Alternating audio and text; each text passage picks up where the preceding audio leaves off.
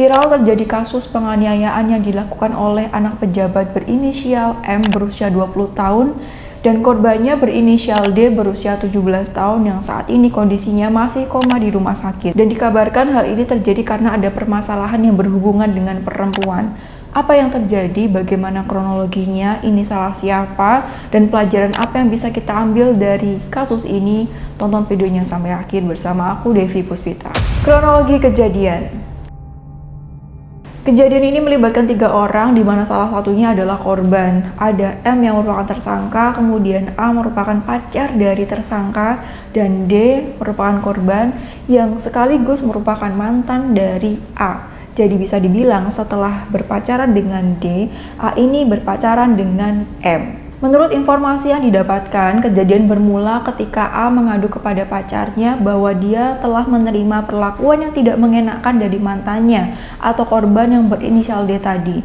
Kemungkinan hal ini membuat M marah dan juga emosi ya teman-teman, hingga yang terjadi selanjutnya adalah A minta ketemu sama D dengan alasan ingin memberikan kartu pelajar. Dia bilang dirinya tidak sedang di rumah dan pada saat itu sedang berada di rumah temannya yang berinisial R. Singkat cerita, akhirnya mereka ketemu dan terjadilah proses penganiayaan yang sangat sadis di sana teman-teman. Ada banyak video yang beredar dan tidak akan aku tampilkan di sini karena ini sangat sensitif sekali. Dan yang lebih miris lagi, yang merekam kejadian itu adalah A, mantan dari korban atau pacar dari tersangka perempuan yang masih berusia 15 tahun. Nah, dari kejadian ini kira-kira apa yang terjadi pada pelaku sehingga dia tega melakukan tindakan sekejam itu?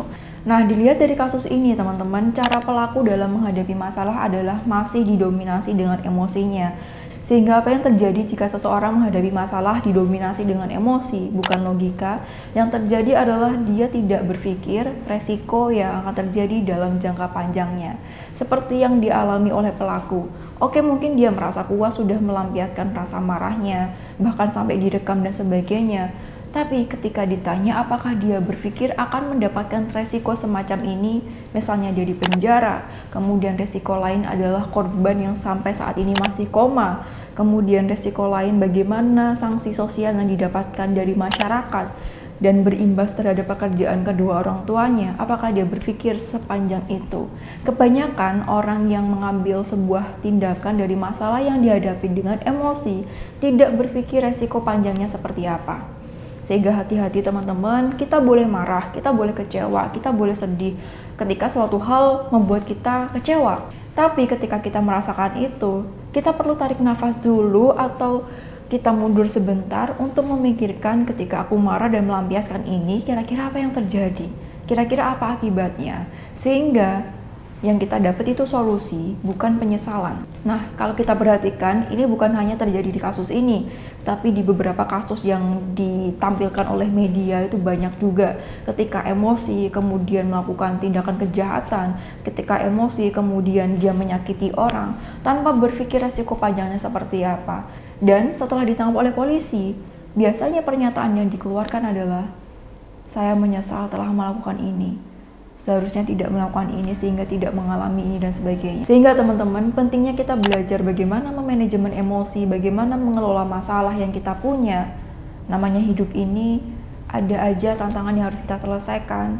Dan ketika menyelesaikan tantangan ini, itu harus ada pengelolaannya. Biar nanti yang kita dapatkan adalah pelajaran dan juga solusi sehingga kita lebih baik lagi, bukan malah penyesalan. Selanjutnya dari usia pelaku 20 tahun dan ini merupakan usia dewasa awal ya teman-teman.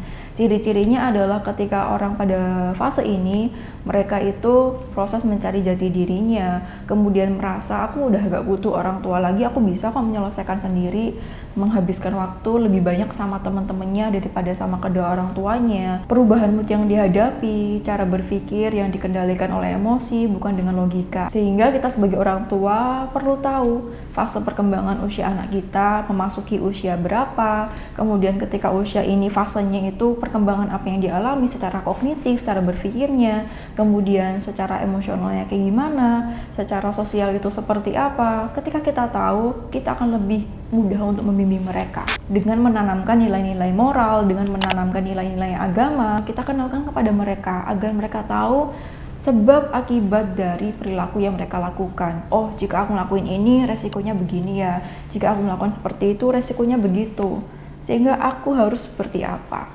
Karena kita sebagai orang tua tidak bisa mengawasi anak kita selama 24 jam. Jadi kita perlu membekali anak kita itu. Harta itu penting, makanan itu penting, tapi nilai-nilai seperti inilah yang akan digunakan untuk cara hidup. Berapa banyak orang yang tersesat dengan kekayaan banyak yang mereka punya karena tidak punya nilai-nilai kehidupan semacam ini. Berapa banyak orang-orang yang hartanya banyak tapi tidak selamat kehidupannya. Jadi biar selamat, semuanya harus dilengkapi. Karena nilai-nilai seperti ini ibarat bangunan adalah pondasi. Semakin kuat pondasinya, maka semakin kuat rumah itu.